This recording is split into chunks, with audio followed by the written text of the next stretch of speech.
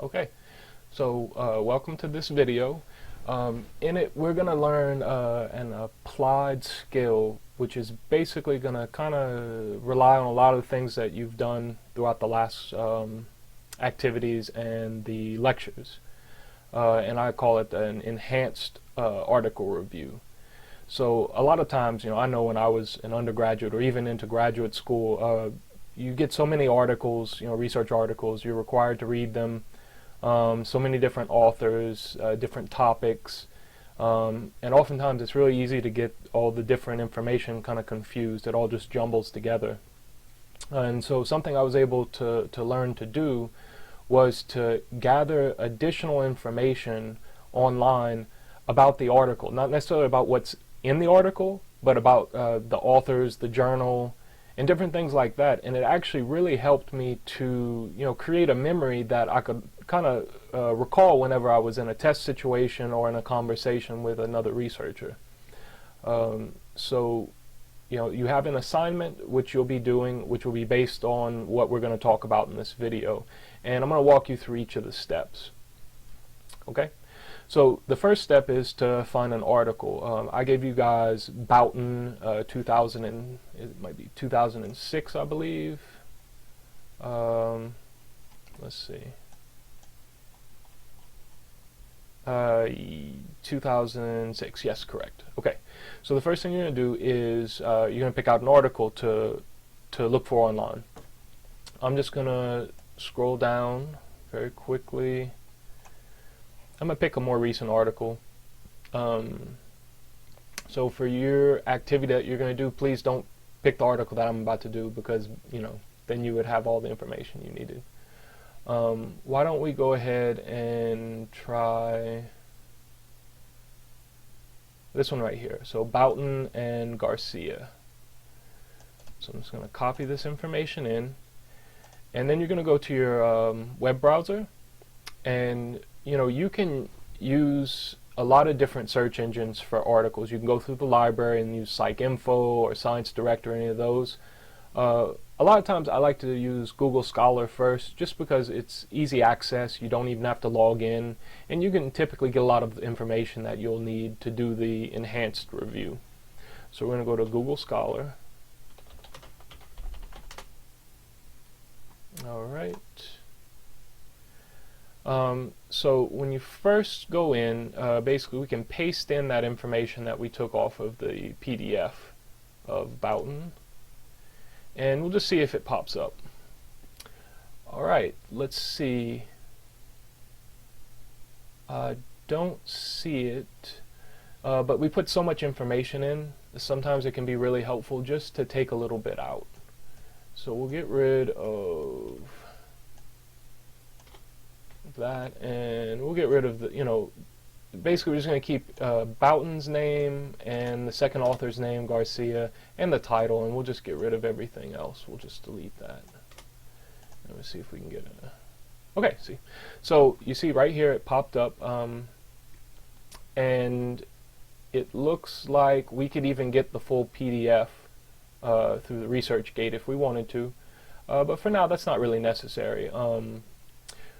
One of the first pieces of information you'll notice are the number of citations. So this is a relatively, it's an older article, so we're talking about 8 years old, and it has 32 citations. Okay, we'll come back to how you can interpret that in a little while. But basically from here you have the title, you have the authors, you have the journal, which we already had when we copied it from the other Boughton article. But the new piece of information we have is the number of citations, and it's nice because we know we can get a copy of it. Okay, so keeping that information in mind, we want to focus now on the journal. Okay, now in the Boughton article it was an abbreviated title, and now we have the full title of the journal, which is important. So we're just going to back up. We're going to go to the first place where we entered into Google Scholar. You're going to see this thing right here, which is metrics. Alright, so go ahead and click on that. Now what metrics does is it gives you a lot of information about articles and how frequently articles are cited within each of these journals. Okay, you can see right here they have these two things, H5 index and a H5 median. The one we're going to be focused on is the H5 index, which I'll explain what that is. But basically you can see, that they're rank ordered, in terms of who has the highest H5 index, Nature being one of the highest. You can go all the way down and look at all the different journals. So some of the lower ones is 102. But I'm going to go ahead and search for the journal, for the article which we're trying to find out information about. And behavioral processes. Okay, so it came up. So you see right here, behavioral process has an H5 index of 26. All right, so now you're probably asking, what does that even mean? Basically, an H5 index is defined this way. It's for articles published in the last 5 years, and it's a metric which is the largest number, H, such that H articles published since, between 2008 and 2012 have at least H citations. All right, so it's a bit confusing, but basically what it means for the journal Behavioral Processes is that since from 2008 to 2012, there were at least 26 articles that had a minimum of at least 26 citations, right? So basically what it's highlighting is the fact that within 5 years there were 26 articles that got a fair number of citations from other empirical articles. Other scholars saw this information, found it to be important, and included it in their own publications. Okay. Now I'll include some additional information in an Excel file as kind of how to rank what these different ones mean, because they're actually dependent on the type of science which the journal typically reports. So like in the case of Nature, that's a little bit more hard science, and there's a lot more citations, there's a lot more researchers interested in that particular journal. Whereas a lot of the psychology journals, going like to my field, which is addictions, it would be unusual to have a H5 index of 300. Average H5 index for like a journal in addictions, it might be 30 or 40. Okay, so the reason that this is important is because not all journals are created the same. Okay. Now when you read an article, maybe you find some interesting information, or maybe something doesn't make sense, but it helps to have a context for how that article is being presented to other scholars. Now if I looked at a particular journal and noticed that it had an H5 index of 4, that immediately gives me some information about the quality of the journal, as well as the quality of the article as well, because typically every researcher wants to publish in the highly sought after journals, the ones that have really high H5 indexes. And typically they won't settle for less unless there's some sort of a problem. Okay, sometimes this could be that the statistical methodology they used is not as clear cut, or maybe there were some flaws in the design. There's just be a lot of different things, and also keeping in mind that sometimes when individuals publish, they'll pick a particular journal because that speaks to an audience they're interested in. Again, going back to the example of addictions, even if I had something I could publish in Nature, I might not be getting that information out to the right audience. Even if it's a good article, I might want to publish in one of the addictions journals, just because that information is going to go to people who I know are interested in that material. But even within the range of journals in addictions, there's lower end journals that would not be highly sought after, that would be considered lower level. So once you have an idea of what these metrics mean, you can very quickly get the information that goes into this enhanced article review. So basically, I know that this article, was in a journal that had an H5 index of 26, which is decent. It's not, however, one of the best journals out there. So you have a little bit of information there. And if we go back to the actual article itself, which I'll quickly redo my search, and we see that it has 32 citations. Now, citations as well also tell you a lot about the quality of the article, the importance of it relative to other articles published in the area. One of the things that goes into citations is what journal it was published in. So if it's in one of those lower level journals, it's less likely to be seen by other scholars who would find those results interesting and want to report them. Another thing that goes into it is when that article was published. So obviously, if an article just came out this year, 2014, it's probably not going to have been cited by many people, even if it's a profound, world-changing article. There just hasn't been enough time. Usually takes anywhere from 6 months to a year to start seeing citations roll out from other scholars. But basically, this article's been around long enough that you can kind of see the impact. So 32 citations is not bad. That means this is seen as by other scholars as an article worthy of mentioning in other research projects. So based on all this different information, we can now move on to reading the actual article.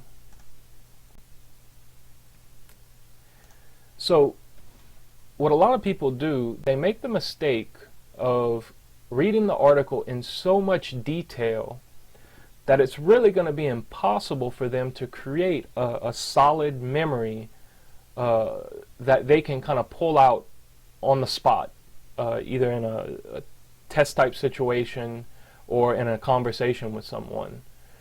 So what you want to do when you first take a look at the article is, with the other information that we already looked up based on the citations and the H5 index of the journal, we want to find what the take-home point is. And this should be no more than 2 or 3 sentences max. Really, you just want to find out what the authors are trying to convey to the academic community, the scientific community. What was their contribution? What's the main point? So here, if we just scroll down, first place to look is, of course, in the abstract. And I can skip up 4 experiments of rats, investigate whether time between repetitive conditioning trials can serve as a discriminative cue for responding during the next conditions stimulus. Okay. Of course, we can read all of this and make sure we have, can glean basically what they were doing in the experiment.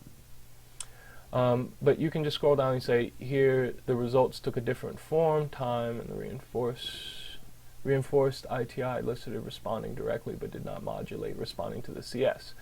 So the take-home point is that the intertrial interval, which is what ITI is, can function as a contextual cue, and the results suggest new similarities between the processes behind interval timing and associative learning. So right there, that's actually a pretty powerful message. If you understand the background somewhat. Now, if you've never been exposed to this stuff, then yeah, you're probably going to have to go in and read a bit of the introduction, get the foundation, read some of the methods if you don't quite understand what they were doing between these 4 different experiments, what they were doing with the rats. You can read that, and then take a look at the results if you can interpret the statistics, and then go down to the discussion section. Oftentimes, the first paragraph in the discussion section is meant to really give you, again, some of those take-home points. A lot of people sometimes say that a good research article, that first paragraph of the discussion section, should be easy enough that your grandmother could read it and at least understand what happened. That's not always the case, but it's helpful if if authors do it that way. So we can see, despite the absence of an initial conditioning phase in which 16 and 4-minute intervals were both reinforced, 16 plus 4 minus discrimination was again acquired more readily than the 4 plus 16 minus discrimination. The results suggest that the asymmetry uncovered in experiment 2 is replicable and apparently robust, supporting their findings. that the intertrial interval can serve as a stimulus for associative learning. So basically, at this point, you could take this information and consolidate it, put it together. So we're just going to go to this assignment. I gave you guys, a little chart which you can follow. And now I'm going to go ahead and fill it out. So we know that the authors are Boughton and Garcia. I think I should still have the title. Nope, I have the journal. The title was, there we go. All right. Intertrial interval and contextual stimuli. Now the subject, we want to give a few keywords. Sometimes the author will give the keywords, and this helps basically for you to classify the article and compare and contrast to others. And then to give a very broad classification. So first the specific classification, then a broad one. So this particular article, if I had to give a keyword for it, and you see they actually give them right here, so we can just plug those in. It's dealing with the intertrial interval and conditioned stimuli. And temporal discrimination, basically asking can I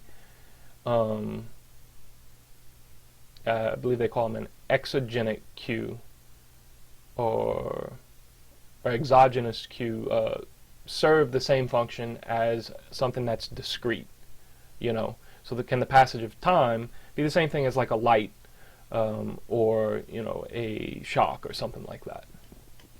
So we'll plug these in. Okay, and this is definitely an experimental article. They manipulated a independent variable, measured a dependent variable, and gained results, which were analyzed statistically. So we're going to go ahead and call this experimental. All right. Now the citations is the first place we'll go to. It had 32. And now the star rating. Okay, so this is a bit subjective, but this article had a decent number of citations given the year. 32 is not bad. It was in a decent journal.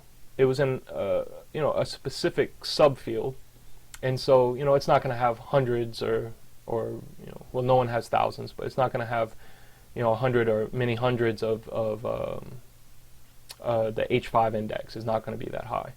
But it was in a decent journal, and just from the brief read and also knowing the author, from having read his book and read so many of his articles, it's a well-conducted experiment with some very interesting findings. So for my purposes, I would probably go ahead and call it a 4-star article. Okay, again, it's somewhat subjective, but this is important really when you're trying to distinguish between what's quality work and what's something that you may want to take with a grain of salt, so to speak, or something that might need a little bit more work before you give it serious consideration and spend a couple hours reading over every aspect of that article. Okay. So the final part would be to plug in that take-home message. And here it was very convenient. It was basically given directly to us in those two places, in the abstract and also in the discussion section in a bit more detail.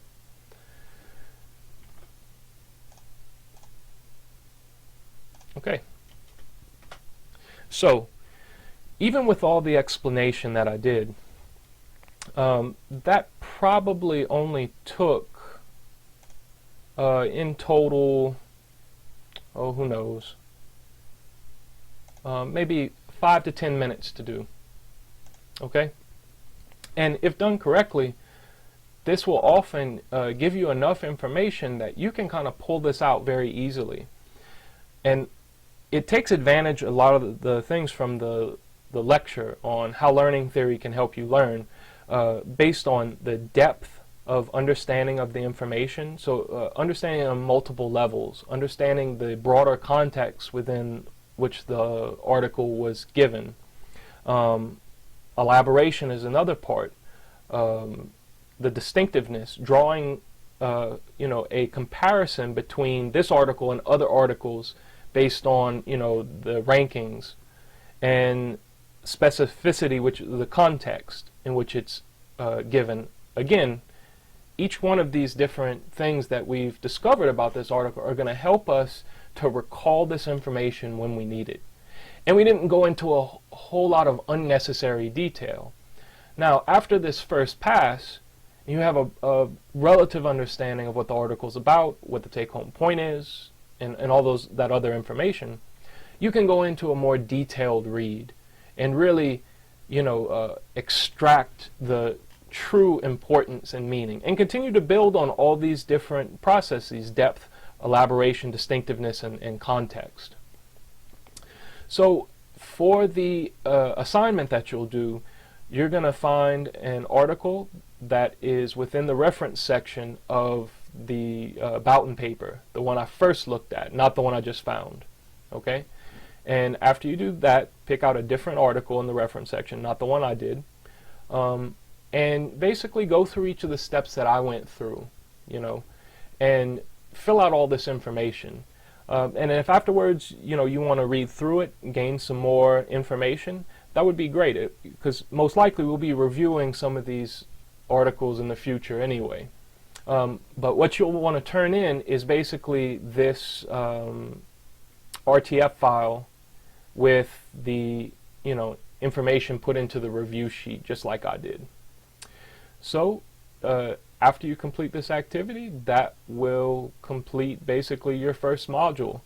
If you guys have any problems opening any of the files, or any issues with understanding how things are graded, or just anything like that, I would encourage you basically to get on the help board at this point and start a thread. I'll be monitoring it pretty closely for this first week or first couple of weeks, and if you have any real problems with anything, then of course you can always email me directly and I'll be available. So I hope you gain something from this, and take it with you, because I've had a lot of students express appreciation to me for learning these skills, because it actually helps them in other classes to get the information and really remember it, and improve your grades and everything. Okay, so I will see you guys in the next module.